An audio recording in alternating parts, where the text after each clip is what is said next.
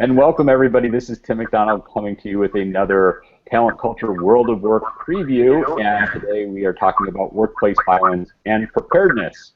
And we have one of our special guests, Tom. How you doing this morning? I'm doing fine, thanks, Tim. Well, excellent. We are so excited to have you join us to talk about workplace violence and preparedness on TChat next Wednesday, both on the TChat radio at 6:30 p.m. Eastern Time, and then immediately following that at 7 p.m. Eastern Time, we'll go over to Twitter and do TChat on Twitter for the next hour. So really excited to have you. But why don't you just introduce yourself to us and tell us, what you do?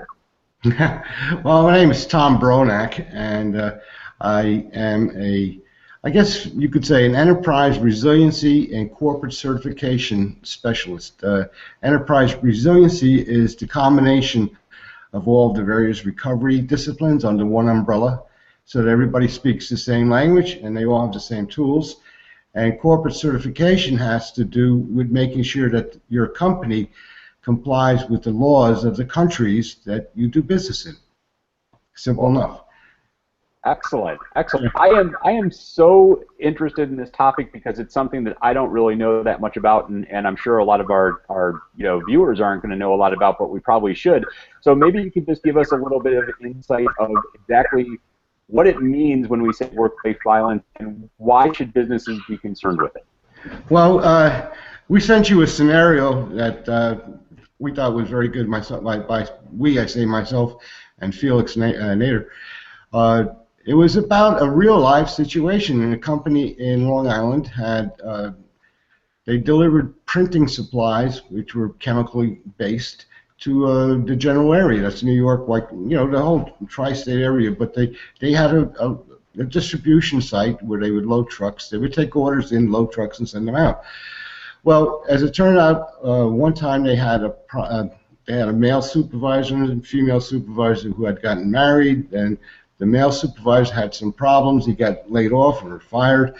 And one day the female supervisor came in, and she was crazy. And turned out that he was going to hunt her down because she had to work. Long and short of the story, he comes in, passes the guards because the guards knew him from the past, and nobody had told him not to come in. He shoots her, shoots a personnel guy, takes another person hostage, and the hostage site is where chemicals are stored. The police and the fire show up. They can't get into the building, or they don't know how to react to it because they don't know what the chemicals are. And this company did not fill out the OSHA forms. They didn't have some sort of crisis management operation. Bottom line is they had 15 people running around, all in chaos. They had no head count done for a long time. Their building was closed down. Their trucks were brought back. Their clients suffered. The other buildings in the business park that they were in were shut down. And along that is they got sued by everybody in the world. And not only did the company go bankrupt, but the owners did too. And the resolution was to have told the guard when this happened, don't let this guy in the building.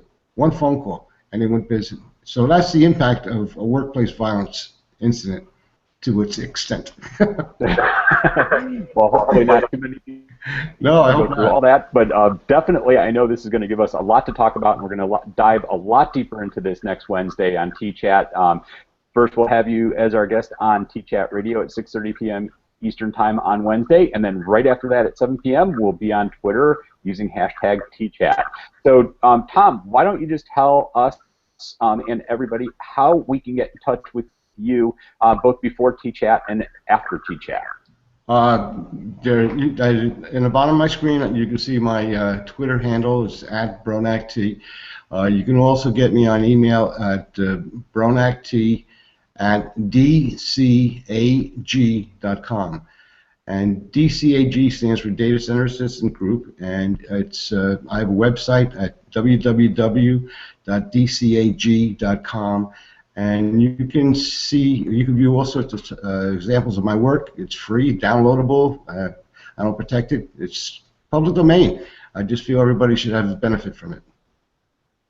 Well, perfect. Thank you so much, Tom. I will make sure I put all that in the post and in the notes on the video. So thank you for joining us, and look forward to seeing you on TChat on Wednesday. Thanks, Tim. I'm looking forward to myself.